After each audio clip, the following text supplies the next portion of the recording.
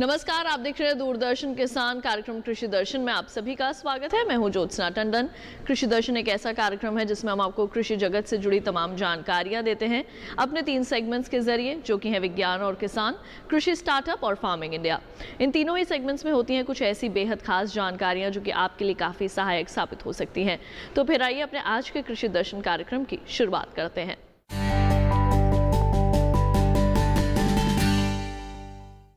आइए कार्यक्रम की शुरुआत करते हैं हमारे पहले सेगमेंट विज्ञान और किसान से।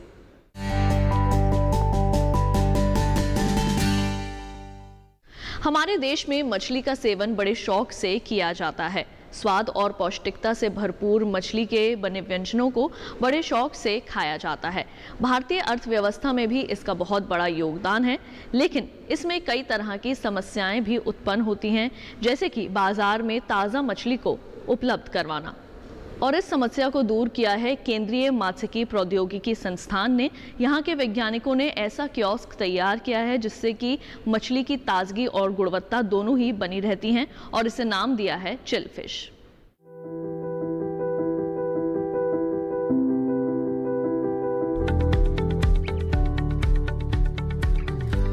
हमारे देश में मछली के शौकीनों की कमी नहीं है। खास तौर से तटवर्ती इलाकों में तो ये मुख्य आहार में शामिल हैं। समुद्र या तालाब से मछली पकड़कर उपभोक्ताओं तक पहुंचाने में समय लगता है।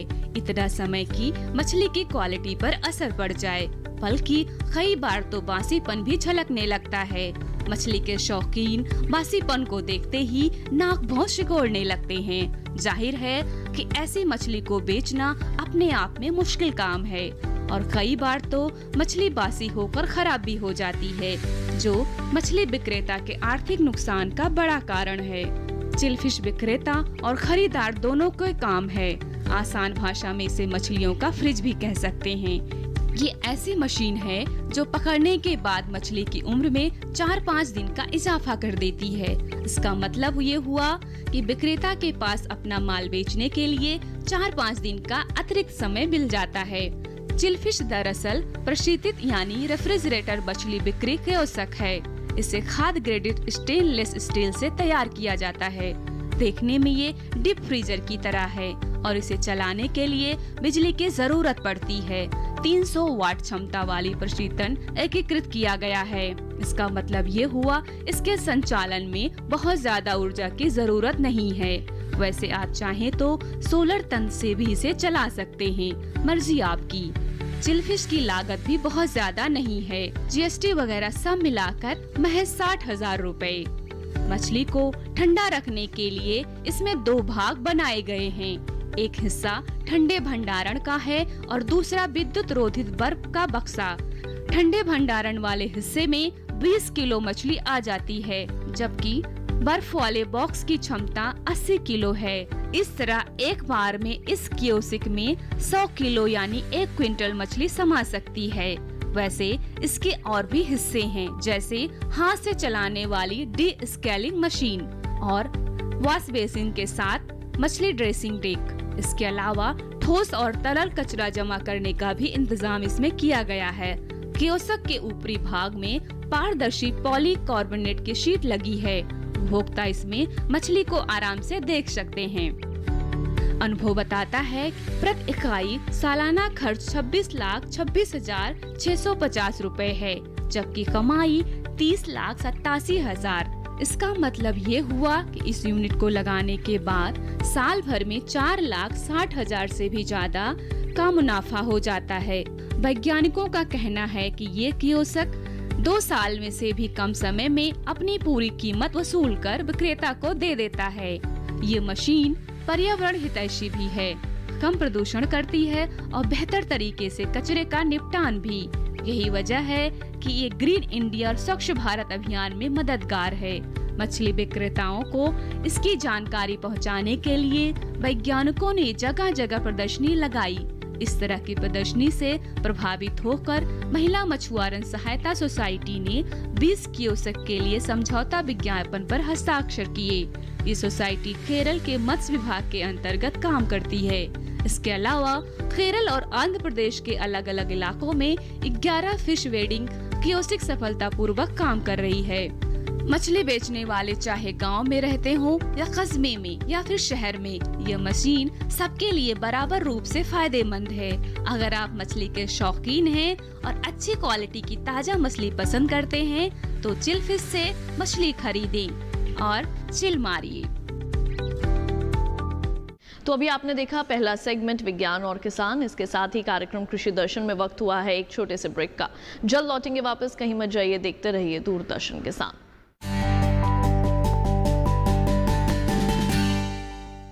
अरे भाई, सुना नहीं क्या? केसीसी ने किसानों का जिंदगी बदल दिया है। देश के छोटे किसान 1,60,000 रुपए तक का कर्ज बिना किसी गारंटी को ले पाएंगे। ब्याज खोरों से भी पीछा छुटा। मैं तो जैविक खेती का पूरा सामान मंगा लिया। केसीसी का भी कोई दबाव नहीं है। ब्याज चुकाने के लिए पूरा 1 साल मिलता है। समय पर भुगतान करने पर केवल 4% के सालाना ब्याज पे लोन मिल गया मुझे।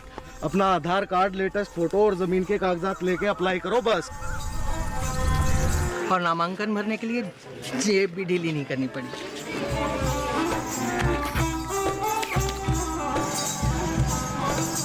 चाचा, उधार चुकाने के 24 घंटे के बाद उतने ही पैसे वापस निकाल सकते हैं।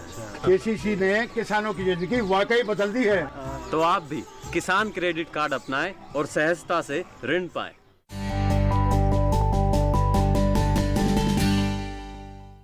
ब्रेक के बाद एक बार फिर आप सभी का स्वागत है कार्यक्रम कृषि दर्शन में। आइए कार्यक्रम में बढ़ते हैं आगे और अब देखते हैं अगला सेगमेंट कृषि स्टार्टअप।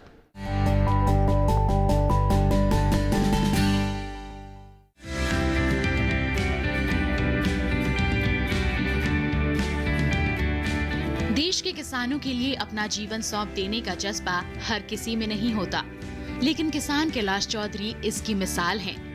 राजस्थान के जयपुर जिले की कोटपुतली तहसील के कीरतपुरा गांव के कैलाश चौधरी जैविक खेती के आइकॉन के तौर पर जाने जाते हैं। न सिर्फ लोग बल्कि देश की बड़ी कृषि संस्थाएं कैलाश चौधरी को रूरल मार्केटिंग गुरु के नाम से बुलाती हैं। अपने बड़े से खेत और इस छोटे से प्रोसेसिंग प्लांट से कामयाबी की बड़ी कहानी लिखी है कैलाश चौधरी ने। अपनी पूरी तहसील में जैविक खेती के अगुवा के तौर पर जाने जाते हैं कैलाश चौधरी। साल 2005 में मिशन की तरह चला जैविक खेती का ये सिलसिला। हर साल कैलाश चौधरी ने 3-3 गाँव में 50 किसानों की टोली बनाई और अभी तक मिशन चलता ही आ रहा है। आज तकरीबन 5,000 किसान हैं जो जैविक खेती कर रहे हैं। जैविक खेती का क्लस्टर शुरू करवाया पूरी कोटपुतली तहसील में। एक बार में हमने 5 गाँव में 50-50 किसानों का शुरू करवाया नेशनल हॉर्टिकल्चर मिशन की स्कीम में 2005 में। उसके बाद हर साल 3-3 गाँव में 50-50 किसानों का करते करते हमने 1500 किसानों का क्लस्टर बनाया और उसके फर्स्ट फेज, सेकंड फेज, ऐसे 4 फेज किए और तकरीबन 5,000 किसान जैविक खेती से जुड़े हमारे यहाँ। उनको कंपोस्ट खाद बनाना बताया, वर्मी कंपोस्ट बताया और अपना नीम और आग से पेस्टिसाइड बनाना बताया, जिससे कि उनकी फसलों में वो केमिकल खाद या पेस्टिसाइड उपयोग ना करें। ये हमने 3 साल तक लगातार पूरी तहसील में हमने ये जैविक खेती का अभियान चलाया और किसानों को सब्जी से लेकर बागवानी और अपनी सीरियल क्रॉप्स जो भी हमारे यहाँ पैदा होती है, ये बहुत अच्छी तरीके से उनको नुकसान नहीं होने दिया और बहुत अच्छी तरीके से उनको जैविक खेती करना सिखाया। कैलाश चौधरी ने किसानों को सिर्फ जैविक खेती की प्रेरणा ही नहीं दी, बल्कि किसानों को कंपोस्ट बनाने से लेकर नीम की खाद कैसे बनाई जाती है उसका भी तरीका सिखाया। 3 साल तक किसानों के खेतों में जाकर उन्हें ट्रेनिंग दी और हर फसल, फिर चाहे वो सब्जी हो, अनाज हो, उसमें रसायनों के प्रयोग को धीरे धीरे कम करवाकर पूरी खेती को जैविक खेती में बदल दिया।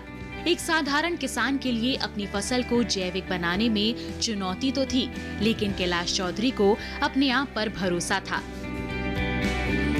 किसान अपने उत्पाद को बाजार में अच्छी कीमत में बेच सकें, इसके लिए ग्रेडिंग और पैकेजिंग की भी ट्रेनिंग दी।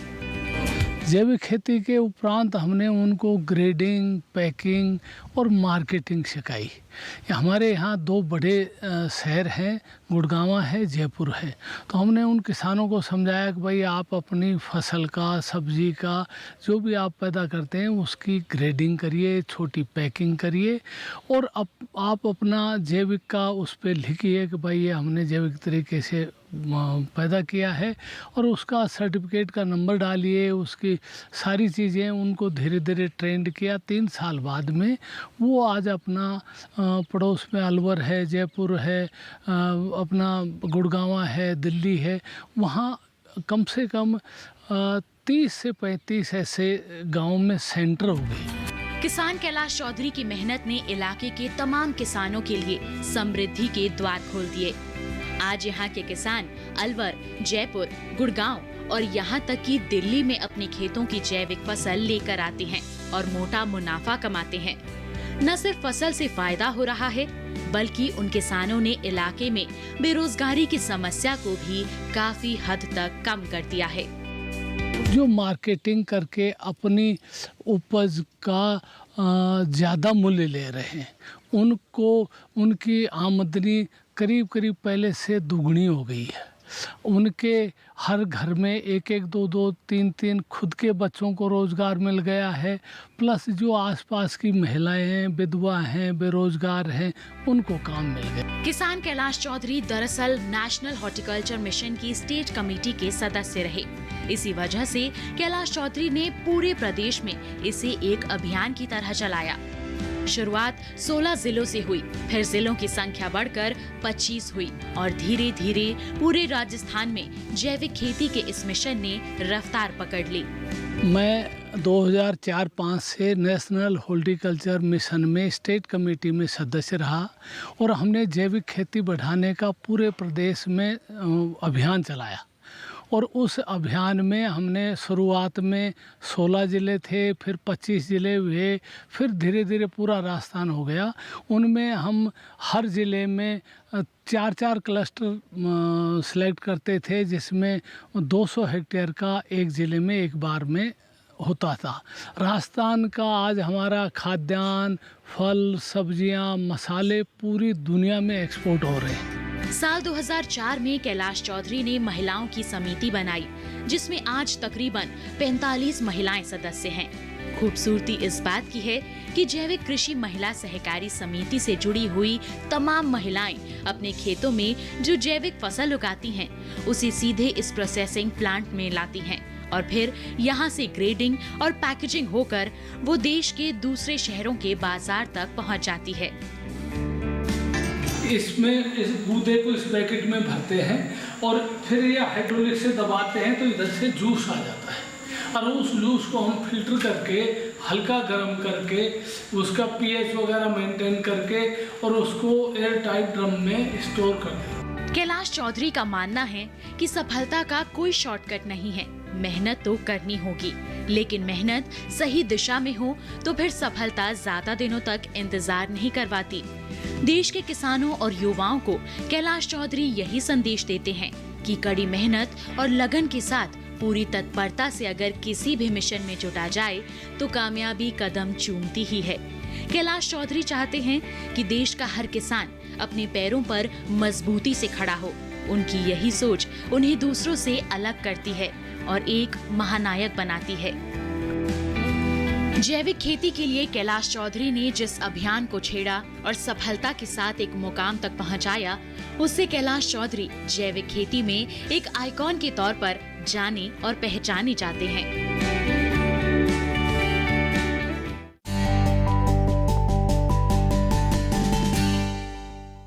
तो अभी आपने देखा सेगमेंट कृषि स्टार्टअप। इसके साथ ही कार्यक्रम कृषि दर्शन में वक्त हो चला है एक और छोटे से ब्रेक का। जल्द लौटेंगे वापस अन्य जानकारियों के साथ। आप देखते रहिए दूरदर्शन के साथ।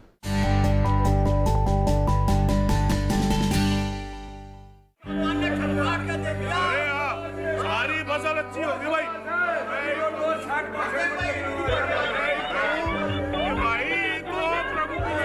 और अब एक जरूरी सूचना, देश के कुछ राज्यों में किसानों द्वारा बड़े पैमाने पर पराली जलाने से आसमान में धुंध छा गई है। लाखों लोगों को सांस लेने में तकलीफ हो रही है।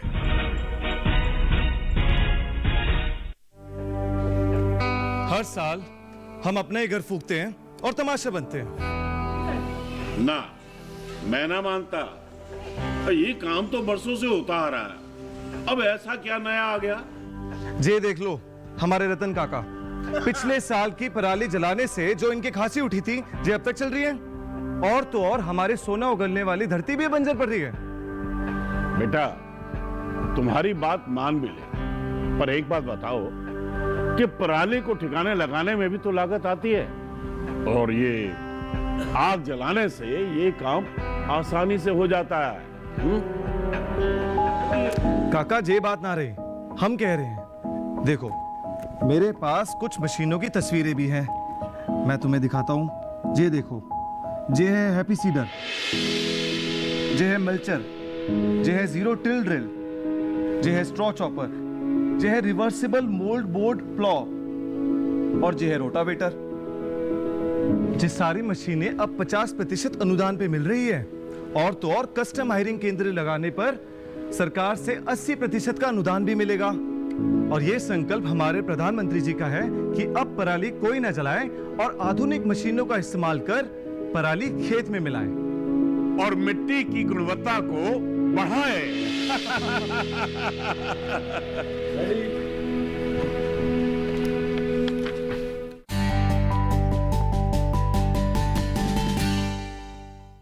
ब्रेक के बाद एक बार फिर आप सभी का स्वागत है कार्यक्रम कृषि दर्शन में। आइए कार्यक्रम में बढ़ते हैं आगे और अब देखते हैं segment farming India.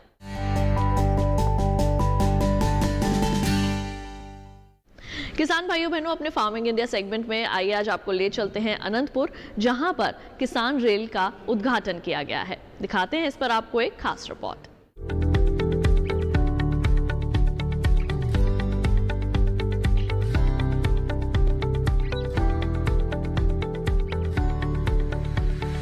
Andhra Pradesh के अनंतपुर से लेकर के दिल्ली के आदर्श नगर तक के, और यह रेल किसानों के लिए डेडिकेटेड है। कितना इससे किसानों को फ़ायदा हो सकता है, इसी संबंध में बात करने के लिए आज हमारे साथ हैं केंद्रीय कृषि एवं किसान कल्याण राज्य मंत्री कैलाश चौधरी जी हैं। सर, आज जिस तरह से रेलवे का उद्घाटन किया गया है किसान रेल के, सर इससे किसानों को कितना फ़ायदा हो सकता है? ऐसा है कि प्रधानमंत्री जी ने जिस तरह से घोषणा की थी बजट के अंदर कि 2 किसानों के लिए किसान रेल प्रारंभ की जाएगी, तो उसी कड़ी के अंदर ये दूसरी किसान रेल आज अनंतपुर से दिल्ली के लिए प्रारंभ की गई है। और माननीय मोदी जी की सरकार निरंतर किसानों के हित में निर्णय लेती जा रही है, चाहे वो एक्ट में परिवर्तन करना हो, चाहे किसानों के लिए सुविधा करना हो। तो ये 2022 तक हमारे किसानों की इनकम डबल करने के लिए हम निरंतर प्रयास कर रहे हैं। और उसी कड़ी के अंदर ये किसान रेल जो किसानों के लिए प्रारंभ की गई है, इसमें जो कृषि के हमारे उत्पाद हैं, जिसमें फल है, सब्जी है, अन्य उत्पाद है, वो इस रेल के माध्यम से कम किराए के अंदर किसानों को ये फसल अपने गंतव्य स्थान पर ले जा पाएंगे। तो इससे किसानों को निश्चित रूप से ट्रांसपोर्टेशन के खर्चे पर उसको लाभ मिलेगा, जिससे कि किसान को सीधा लाभ होगा। तो आने वाले समय के अंदर ऐसे कई और निर्णय भी लिए जाएंगे। और ये एक बहुत बड़ी सौगात जो आज हमारे कृषि मंत्री माननीय तोमर साहब ने हरी झंडी दिखाकर उसको रवाना किया ट्रेन को। और मैं धन्यवाद दूंगा हमारे माननीय प्रधानमंत्री नरेंद्र मोदी जी को, हमारे पीयूष जी गोयल साहब को, कि उन्होंने इस ट्रेन का आज प्रारंभ किया है। और निश्चित रूप से ये आने वाले समय में किसानों के लिए बहुत ही लाभकारी होगी। और आने वाले टाइम के अंदर मैं ये कह सकता हूँ कि और भी कई ऐसे स्थान हैं जहाँ पर हमें किसान रेल की आवश्यकता है, उन स्थानों पर और किसान रेलें भी हम प्रारंभ करेंगे। ये जो रेल है एक राज्य से दूसरे राज्य जो गंतव्य स्थान है, प्रस्थान से लेकर गंतव्य स्थान तक है, वहाँ से कई के स्टेट से होकर के गुजरेगी ट्रेन है। तो वहाँ पर सर किसान अपने उत्पाद को कैसे ट्रेन में लाएंगे, उसके लिए किस तरह से व्यवस्था आपने किया है? इसकी वही व्यवस्था है, रेलवे स्टेशन के ऊपर ही किसान वहाँ लाएगा और वहाँ से अपने पार्सल के माध्यम से उसके अंदर डालेगा, और वहाँ से वो ट्रेन है सीधी जिस स्थान पर जाना, जैसा ट्रांसपोर्टेशन की व्यवस्था है उसके अनुसार ट्रेन जहाँ से वो माल लोड करेगा और जहाँ उनको ले जाना वहाँ पर वो ले जाके खाली करेगा। तो इस तरह से किसानों के लिए आज पूरे देश के अंदर ऐसे कई स्टेशन हैं, कई ऐसे राज्य हैं जहाँ से किसान ट्रक के द्वारा या अन्य साधनों के माध्यम से वो ले जाता है, जिसमें उनका ट्रांसपोर्टेशन खर्चा अधिक आता है। लेकिन ट्रेन से जब किसान अपने उत्पादन को लेके जाएगा तो उसमें हमने किराया भी कम रखा है। और किसानों की रेल है, सबसे बड़ी चीज़ है कि ये किसानों के लिए देश में पहली बार ये प्रारंभ किया है। भारत आज़ाद होने के 74 साल बाद किसानों को ये रेल मिली है। तो निश्चित रूप से ये प्रधानमंत्री जी की सूझबूझ और प्रधानमंत्री जी का ये निर्णय है, और ये आने वाले टाइम के अंदर हमारे किसानों को ये इसका लाभ मिलेगा। जो पहाड़ी एरिया है वहाँ पर भी सर ट्रांसपोर्टेशन की सुविधा काफ़ी कम है और फल फ्रूट से ज़्यादा है सर। वहाँ पर ख़राब होने की भी संभावना रहता है, चाहे या एक स्थान से दूसरे स्थान तक ले जाने के लिए। क्या सर फ्यूचर में वहाँ से भी कोई ट्रेन चलाने की कोई व्यवस्था है?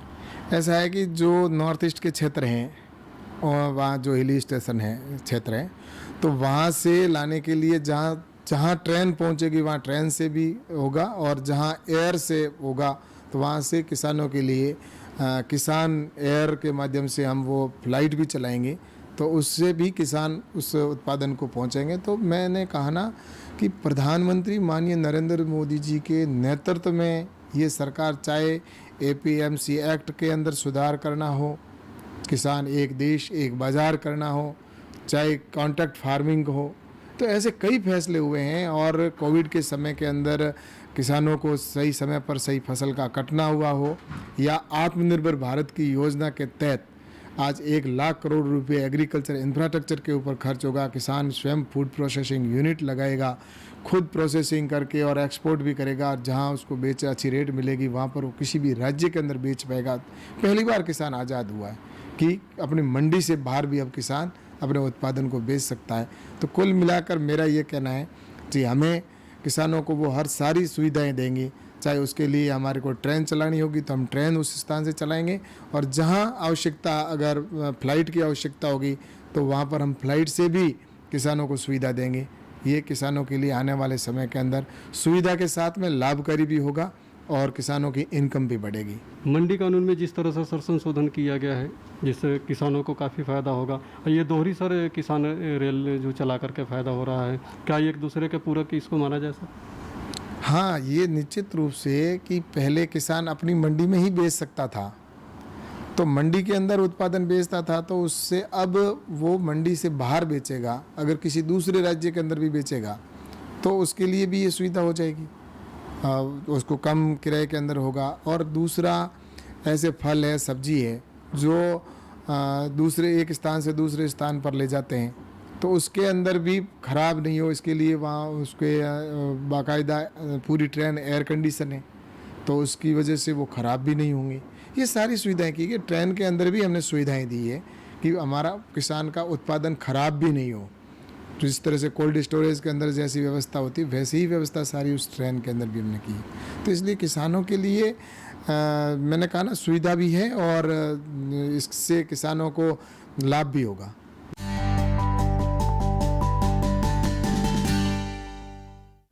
अब समय हो चुका है आपके ट्विटर मैसेजेस को शामिल करने का।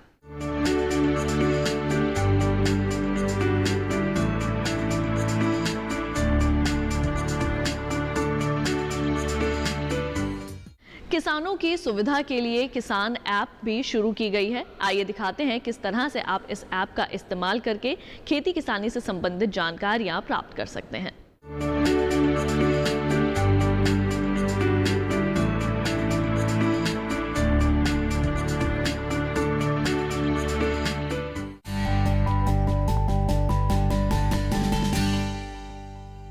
तो किसान भाइयों बहनों, हमारे आज के कृषि दर्शन कार्यक्रम के इस अंक में बस इतना ही। कृषि दर्शन आपका अपना कार्यक्रम है। इस कार्यक्रम के लिए अगर आप अपने कोई सुझाव देना चाहते हैं तो आप हमें पत्र लिख सकते हैं। हमारा पता है कृषि दर्शन, कमरा नंबर 58, CPC दूरदर्शन, खेलगांव, नई दिल्ली 110049। अगर आप हमें ईमेल करना चाहते हैं तो हमारा ईमेल ID है nationalkrishidarshan@gmail.com। आज के लिए केवल इतना ही। मुझे दीजिए इजाजत, लेकिन आप देखते रहिए दूरदर्शन किसान। नमस्कार।